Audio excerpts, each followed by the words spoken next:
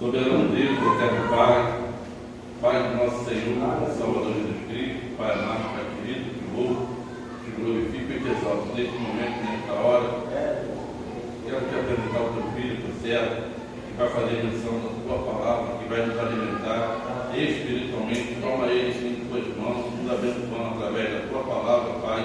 Usa teu servo, Pai amado, Pai querido, teu amado glorioso, para falar conosco, falar para a tua igreja, Pai, em nome de Jesus.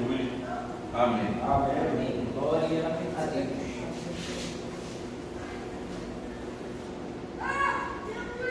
Glória a Deus.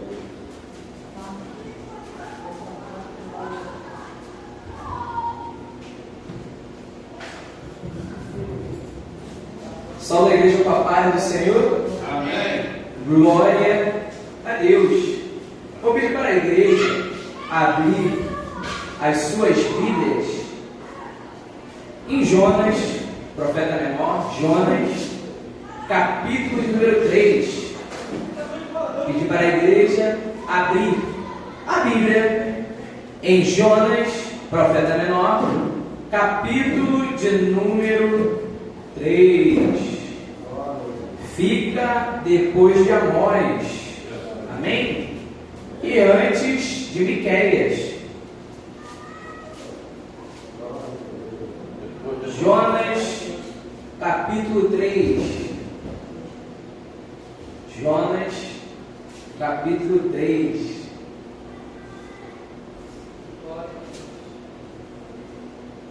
Quem achou, diga amém? Amém. Então vamos ler todos. Essa aqui é a minha versão. Está só um pouquinho diferente da daí. A palavra do Senhor veio a Jonas pela segunda vez, dizendo: levante-se, vá à grande cidade de Nínive e pregue contra ela a mensagem que eu lhe darei. Jonas se levantou e foi a Nínive, segundo a palavra do Senhor. Ora, Nínive era uma cidade muito importante diante de Deus. Eram necessários 3 dias para percorrê-la. Jonas começou a percorrer a cidade, caminho de um dia, e pregava, dizendo: ainda 40 dias e Nínive será destruída. Os ninivitas creram em Deus, proclamaram um jejum e vestiram roupa feita de pano de saco, desde o maior até o menor. Quando essa notícia chegou ao rei de Nínive, ele se levantou do seu trono, tirou os trajes reais, cobriu-se de pano de saco e levantou-se sobre cinzas e mandou proclamar e divulgar em Nínive o seguinte: por mandado do rei e dos seus nobres, ninguém, nem mesmo os animais, bois e ovelhas, pode comer coisa alguma. Não lhes deem pasto, nem deixe que bebam água. Todos devem ser cobertos de pano de saco, tanto as pessoas como os animais. Então clamarão fortemente a Deus e se converterão, cada um do seu mau caminho e da violência que há nas suas mãos. Quem sabe? Talvez Deus se volte e mude de ideia. Então se afaste do furor da sua ira, para que não pereçamos. Deus viu o que fizeram, como se converteram do seu mau caminho, e Deus mudou de ideia quanto ao mal que tinha dito que lhes faria, e não o fez. Vou pedir para a igreja se sentar. Senhor meu Deus, eterno Pai, bendito seja o teu santo nome, Senhor. Estou aqui, Pai amado, Pai querido, com a tua palavra aberta. Que não seja eu, mas que seja o Espírito Santo que ministre aos corações dos meus irmãos. É isso que eu te peço e já lhe agradeço, em nome de Jesus. Amém. Irmãos, é uma história já, né, muito conhecida no nosso meio, que é a história, né, de Jonas, que é a história de Jonas e a cidade de Nínive. Todos nós aqui já tivemos, né, estudos, já lemos, a grande maioria aqui com certeza, né, esse livro do profeta menor chamado Jonas. Não vou falar aqui, né, como ele fugiu, né, quando foi parar numa baleia e lá ele passou um inferno na vida dele, até pedir e clamar ao Senhor para que o livre. Mas aqui eu quero prestar atenção dos irmãos em algo bastante importante. Um homem, uma voz e uma palavra. Um homem, uma única voz, uma única palavra. Assim como nos dias de hoje, talvez até pior, a sociedade nesta cidade não estava, vamos dizer assim, justa diante de Deus.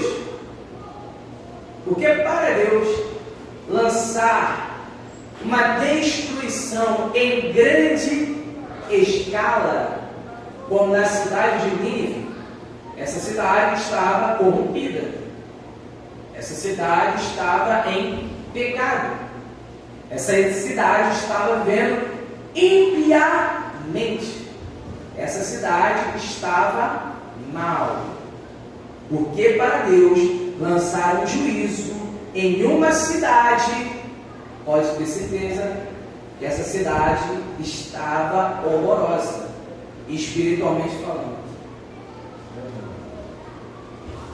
Assim como nos dias de hoje, se nós olharmos em nossa volta, neste piscinão de ramos, nós vamos ver muitos homens ímpios, muitos homens maus, muitos homens depravados, muitos homens amantes de si mesmo, muitos homens iníquos, ruins mesmo de coração, que fazem o mal e debocham, que fazem o mal e sentem felicidade com o mal que eles fazem. Não tem nenhum temor a Deus, nenhum temor à palavra do Senhor, não tem ninguém, mas são amantes de si mesmos, amam o mal, gostam do mal e permanecem no mal. Dizem conhecer a Deus, professar a Deus, mas o seu coração e as suas obras são mentira.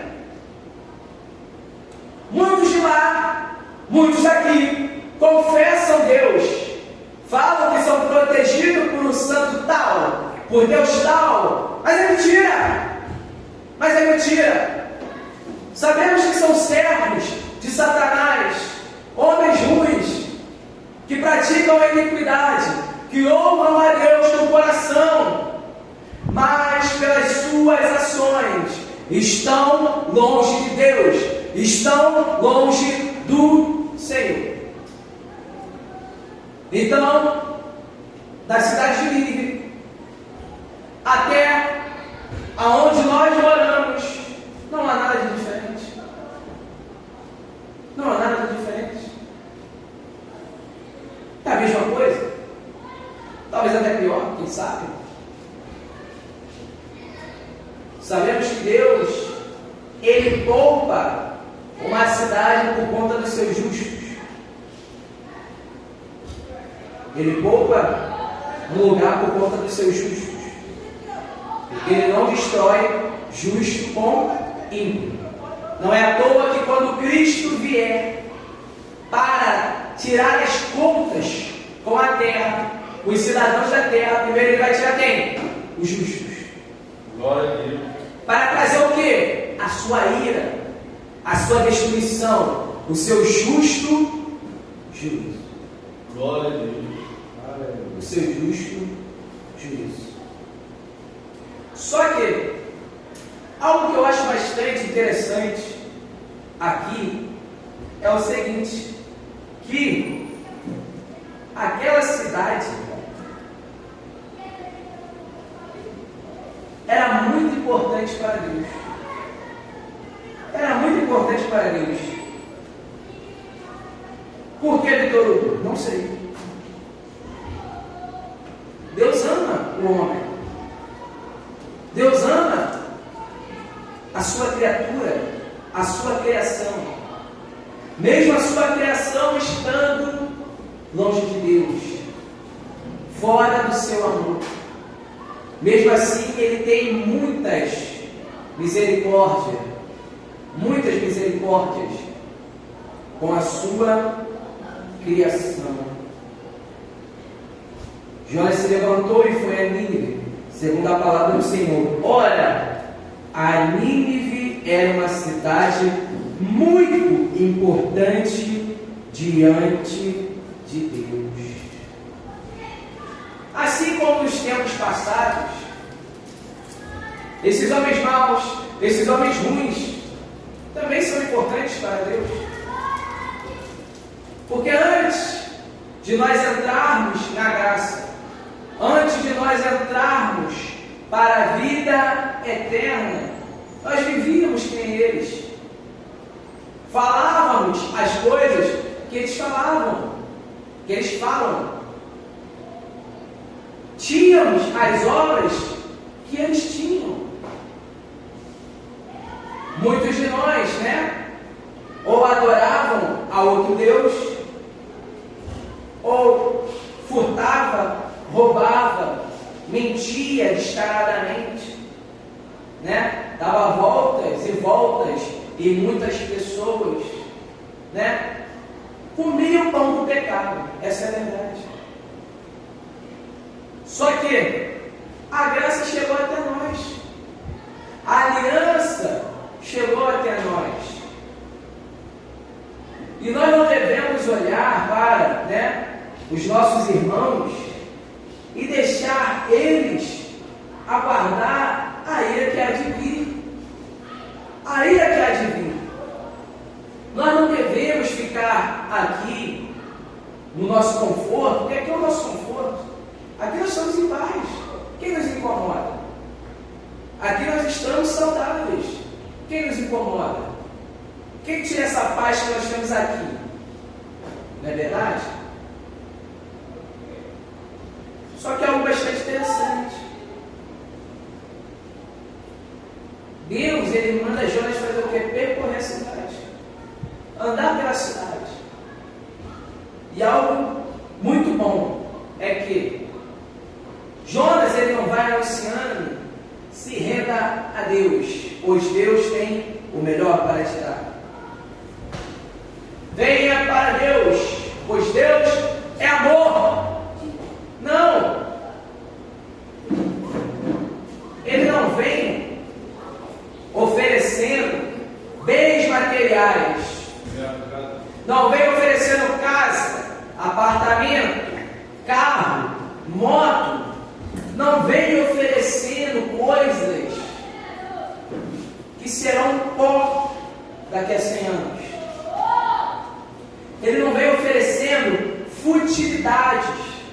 Não. Ele começa a pregar. Daqui a 40 dias, essa cidade será destruída. Daqui a 40 dias, essa cidade será destruída. E assim como Jonas, nós devemos ter esse mesmo sentimento. Eu não posso, você não pode ludibriar as pessoas para seguir a Cristo, prometendo aquilo que Cristo não prometeu, dizendo aquilo que Cristo não mandou dizer, mas anunciar o que é salvação, anunciar a vida eterna, anunciar a Nova Jerusalém, é dizer: irmãos, se convertam no seu pecado, pois há de vir sobre a terra uma ira ao qual o mundo não viu antes. Haverá um julgamento ao qual o mundo ainda não passou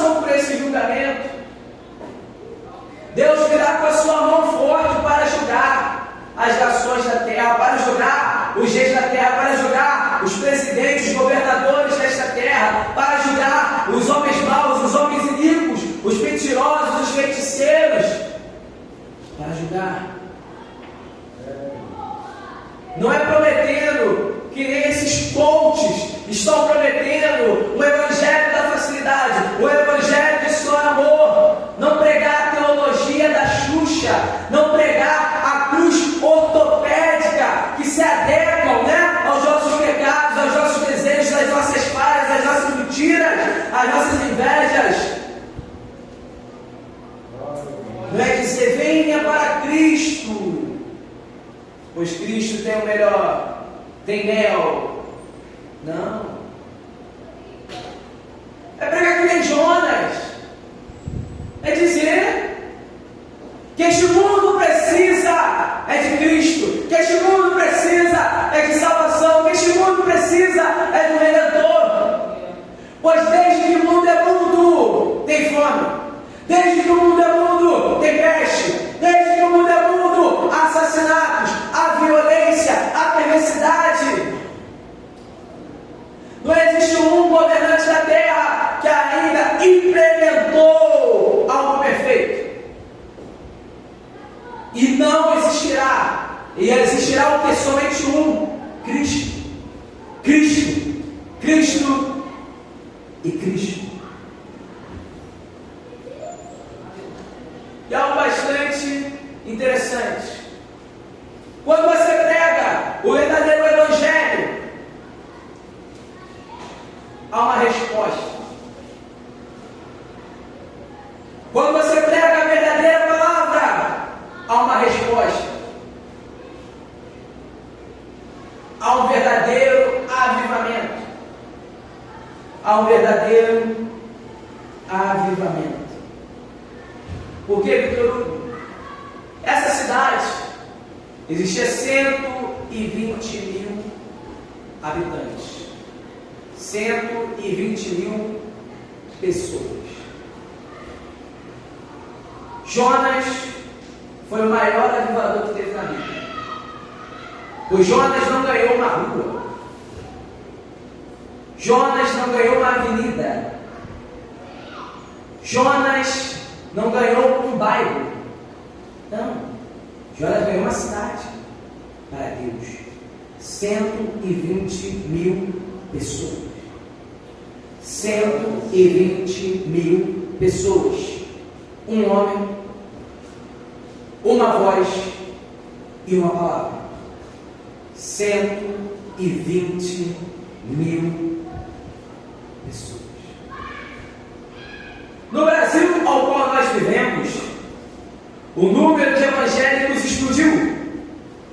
O número de cristãos explodiu. Praticamente 80% da população se denomina cristã. Aí você pode falar, Vitor Hugo, glória a Deus, olha a quantidade de pessoas para Cristo, olha a quantidade de pessoas para o eterno, olha a quantidade de pessoas salvas. Será que esses números condizem com a realidade? Será que esses números são verdadeiros? Pois no Brasil, onde mais de 80% dos brasileiros são cristãos, eu nunca vi algo tão depravado.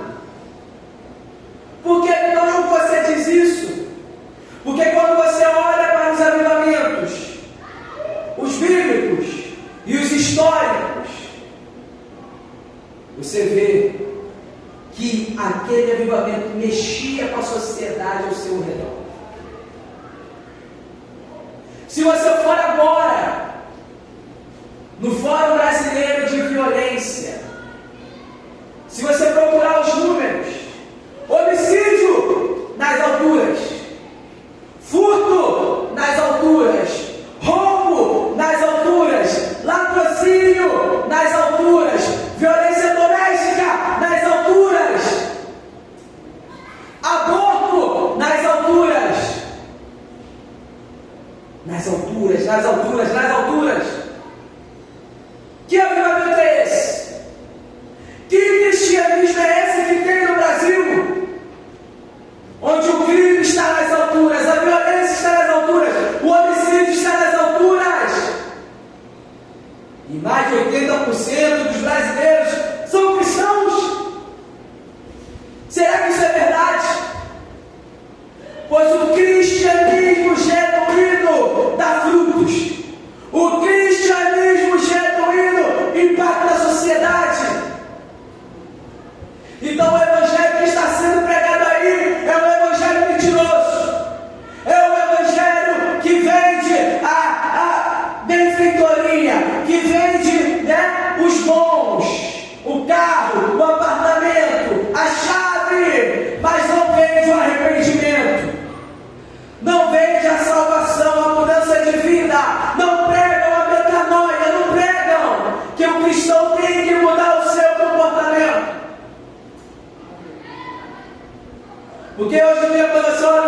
você não sabe diferenciar se aquele homem é cristão, se aquele homem é iníquo, é mentiroso. Só que Deus só precisa de um homem. Deus só precisa de uma voz. Deus só precisa de uma palavra. Não precisa de uma multidão para ganhar uma cidade. Se você está vendo esse mundo depravado, esse mundo iníquo, esse mundo de maldade, que seja você o agente do avivamento, que seja você o atalaia de Cristo, que seja você a voz da verdade no meio desta geração perversa, no meio desta geração iníqua. Tem que ser pregado que o ímpio não herdará o reino dos céus. Você que vive na sua mentira, você que vive no seu pecado, você que vive no seu erro, você que vive na sua maldade, você que vive enganando o seu próximo, não herdará a vida eterna. Porque quando você passa a mão no pecado dessa humanidade, passa a mão desses erros, você mesmo está enganando o seu próximo. Você mesmo está enganando eles. Tem que ser pregado. Tem que ser pregado o arrependimento, a conversão verdadeira, a metanoia, aquela mudança que não muda com o tempo, aquela certeza que você tem e não passa.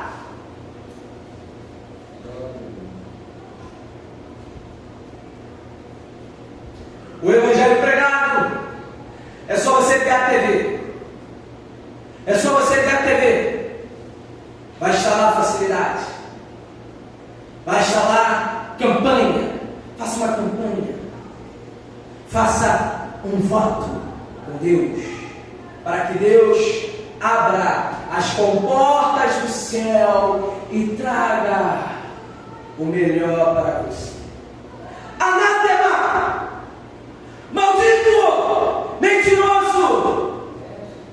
Quando Cristo pregou sobre isso, quando Cristo pregou essas palavras, você, vendo a situação deste povo, vendo a situação dessas pessoas, prega o verdadeiro evangelho. Prega o verdadeiro evangelho. Porque do que adianta 80%, e esse 80%, a grande multidão vai para o inferno, vai para o lago de fogo e enxofre. Você está vendo isso e não está fazendo nada? Você está vendo isso e não está se compadecendo com estas almas? Está agindo primeiramente como Jonas, fugindo do teu chamado? Pois Cristo te chamou desta terra, não foi para você acumular riqueza, não foi para você acumular ouro, não foi para você acumular prata, não foi para você ser um bom profissional na tua área, não foi para te dar casa, não foi para te dar luxo, não foi. Isso está sendo uma mentira, isso é uma pedra de tropeço para você, pois você é estrangeiro nesta terra.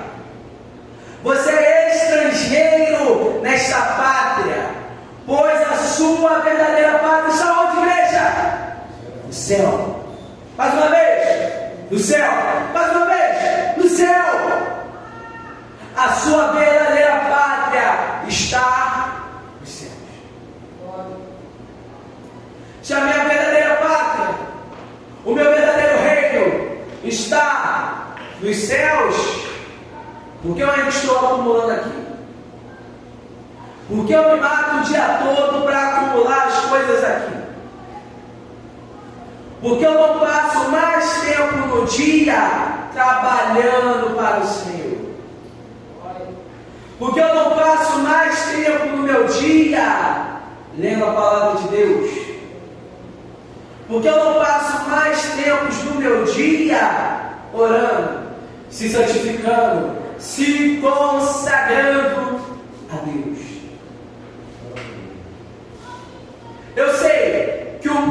que o mundo vende é esse tipo de sucesso. Que você só é bem sucedido com aquilo que você tem, né? A sua conta cheia, explodiu nos milhões. Aí você é um homem de sucesso. É a quantidade de casa que você tem. Aí você é um homem próspero. É a quantidade de apartamentos que você tem. Aí você é um homem abençoado. É a quantidade de carros importados que você tem. Aí Deus olha para ti verdadeiramente. Só que quando nós olhamos para a palavra, Deus não olha para essas coisas. Deus não olha para esse tipo de situação que o homem está, que o homem vive. Não. Quem lê a verdadeira palavra de Deus sabe que o Senhor, Ele olha para o quê? Para os corações, para a sinceridade do homem, da mulher. Vê e examina aquilo que ele tem por dentro, não aquilo que ele tem por fora. Porque assim como Cristo olhou para os fariseus, chamou ele de quê? Sepulcro caiado, bonitinho por fora. É o que a humanidade vê, não é? Tudo está lindo por fora. Meu Deus do céu, que homem maravilhoso, que homem abençoado, que homem de Deus. Mas por dentro está cheio de imundícia, está cheio de engano, está cheio de depravação, está cheio de idolatria. Está o quê? Longe de Deus, longe do Senhor. Irmãos, não cessemos o que colocamos no nosso coração. A minha alma já ficou muito triste que passamos 2 semanas sem falar do Evangelho no mundo afora. Sem falar do Evangelho daqui, né? Essas 4 paredes que estamos. Sendo que Cristo não pediu para nós ficarmos aqui. A ordenança foi fazer o quê? Ide pelo mundo. Não ficar em um ponto, mas ide pelo mundo. Ou estou mentindo? Vos envio, né? Ide pelo mundo, pregai o Evangelho. Sei que todos nós ainda não conseguimos ficar 100% na obra de Deus. Não conseguimos. A grande maioria aqui. Mas isso não é uma desculpa que nós vamos conseguir dar diante do justo juiz, diante do Todo-Poderoso. Ele irá falar: você não tinha 1 hora para mim? No seu dia, 2 pelo menos? Você não conseguia ler a palavra? É verdade isso? É verdade. Quantos anos você está no Evangelho? Quantas vezes você leu a Bíblia? Me diga, meu filho. Quanto tempo você tirou para mim? Me diga, meu filho. Eu estou olhando aqui. Tu passou tanto tempo com coisas que não devia. Por que não se dedicou mais a mim? Por que não tirou um tempo mais para mim? Irmãos, vamos olhar cada vez mais o exemplo que Jonas nos deixou. O exemplo claro, positivo, não de fugir, mas o de obedecer à voz de Deus. Porque muitos de nós, às vezes, pensamos: não, Vitor Hugo, nós precisamos ter uma equipe para evangelizar, alguém para cantar, alguém para tocar um violão, alguém para bater uma bateria, alguém para tocar um teclado. Só que como nós vemos aqui, Deus usou o quê? Um homem, apenas um. Uma voz, apenas uma voz, e apenas ter uma mensagem. Nós já temos a mensagem, nós já sabemos o que Deus quer de nós, nós já sabemos. Não precisa Deus aparecer aqui agora e falar: filho, vocês têm que falar isso. A mensagem está toda revelada aqui. Não há nada oculto, não há nada oculto aqui. É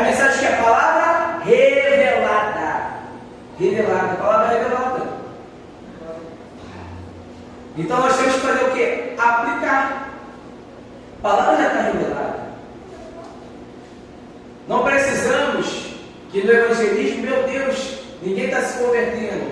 A nossa função é o quê? Jogar semente. Nossa função é jogar semente. Essa é a nossa função. Pois nós sabemos que Cristo, o Espírito Santo, que dá crescimento, que é a semente. Se formos nós, os colhedores do fruto dessa semente, amém. Mas se não for, amém também. Amém também. Amém também. Então, irmãos, Deus não precisa de muita coisa para fazer o extraordinário. Não. Só precisa de um homem. Só precisa de um homem com disposição para falar a verdade. Você está com disposição para falar a verdade? Você está com disposição para falar do verdadeiro Evangelho? Você está com disposição para dizer o contrário do que muitos pregadores iníquos estão pregando? Tirar esse Evangelho da facilidade, esse Evangelho da mordomia, essa teologia, triunfalista, essa teologia da Xuxa, essa cruz ortopédica que as pessoas estão usando como muleta para os seus pecados. Você está com disposição para anunciar as boas novas, o verdadeiro Evangelho? Cristo não está precisando que você fale doçura, está precisando que você fale a realidade. É dizer, você tem certeza da tua salvação? Se você morrer agora, se você morrer hoje, você sabe para onde você vai? Quando o justo juiz vier, você sabe já a sentença que ele vai te dar? Porque tem como ter certeza da sua salvação? Tem como ter certeza da vida eterna? Por quê? Porque o seu Espírito, o Espírito de Deus, confirma o que, igreja? Ao nosso Espírito, que somos filhos de Deus. Então eu tenho certeza da minha salvação. Assim como eu sei que vocês têm certeza da salvação de vocês. Pois nós acreditamos que a salvação não vem pelas nossas obras, mas pelo sacrifício perfeito de Cristo na cruz do Calvário. É anunciar para esse povo. Se tu morrer agora, você sabe se está salvo em Cristo? Você já confessou? Você já se batizou? Você já está participando das boas novas?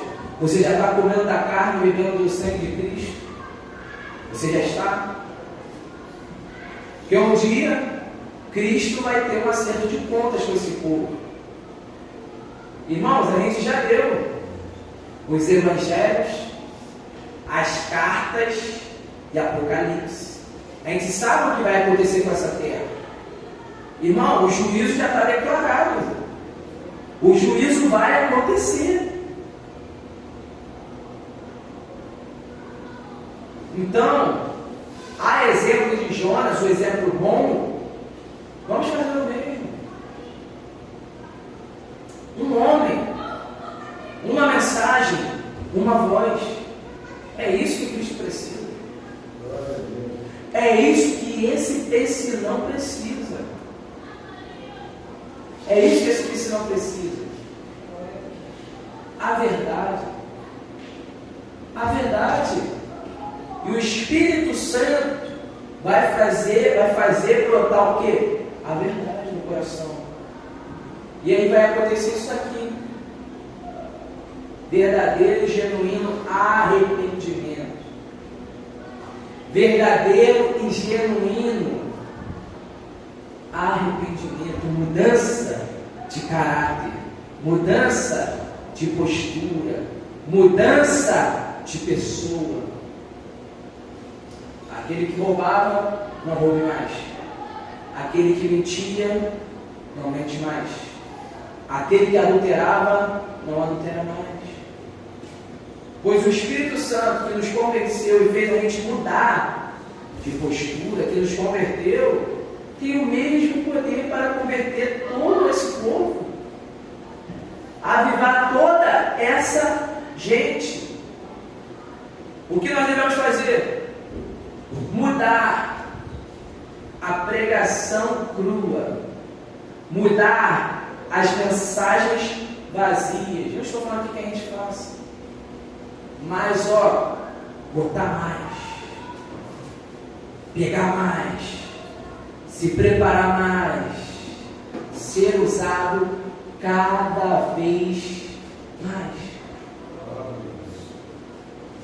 Vocês não têm pena a quantidade de gente que pode sofrer um juízo eterno, a ira vindoura, a morte, a verdadeira morte, a verdadeira separação de Cristo.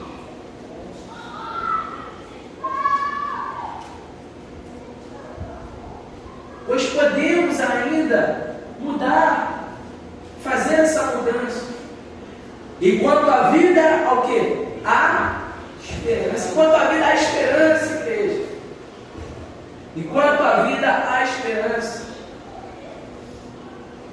Não fique preocupado. Esse pessoal tem um coração ruim, esse pessoal tem coração. A humanidade desde sempre teve esse coração, teve esse sentimento. E o que aconteceu nos avivamentos bíblicos e nos avivamentos históricos pode acontecer na nossa nação, no nosso Brasil. Pois assim como naquela época também estava depravado, também estava do mesmo jeito que está aqui hoje, algo morno, algo morto. Então, esse é o meu clamor para os meus irmãos. Deus não precisa de uma grande eloquência. Deus só precisa de um homem e uma mulher disposta a levar a sua mensagem e percorrer aqui, Irmão, nosso ensino mesmo. Não preciso ir para Nova Holanda, não preciso ir para Rubens Vaz, não preciso ir para o Parque União. Nossa congregação está no Piscinão de Ramos. Vamos avivar esse Piscinão de Ramos. Vamos ganhar esse Piscinão de Ramos.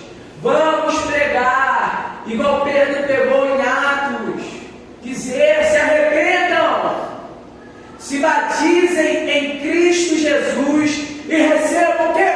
O Espírito Santo da promessa. Pois ainda estamos em débito, ainda estamos devendo muito, né, pastor Egídio? Devendo muito. Quando achamos que fizemos alguma coisinha, fizemos nada. Nem o necessário. Nem o necessário. Então esse é meu apelo. Entrei aqui e já pensei logo nessa mensagem. Eu pensei em duas, para dar uma nova oportunidade se eu tivesse, e uma pregação se eu tivesse na surpresa. Eu falei, eu pensei logo Jonas. O avivamento que teve em Nínive é um avivamento que nós precisamos realmente no dia de hoje. Pois a gente vê, liga a TV, liga o noticiário, vê na internet, a gente vê cada cena lamentável, cada cena triste. Irmãos, não há presidente, não há governador, não há senador, não há deputado federal, não há deputado estadual, não há vereador que vá mudar o nosso Brasil. Não importa o quanto esse povo seja competente, não importa se eles todos forem honestos, pois o coração dessas pessoas são más, são ímpias, são depravadas. O Brasil não precisa de um novo presidente. O Brasil não precisa de novos governadores. O Brasil não precisa de um novo Senado, de uma nova Câmara dos Deputados. Não. O Brasil precisa de Cristo. Brasil precisa da verdadeira palavra. João, conhecereis a verdade vos libertará. Eles precisam da verdade, da verdadeira verdade. Então, nesse evangelho que estão pregando aí faz junto, mentiroso, da facilidade, do verdadeiro evangelho, da verdadeira palavra, da verdadeira doutrina. Então, se levante, igreja, como atalaia. Se levante, igreja, como profeta. Hoje Deus só precisa de um para avivar uma cidade. É assim que eu deixo esta mensagem. Agradeço a oportunidade em nome de Jesus.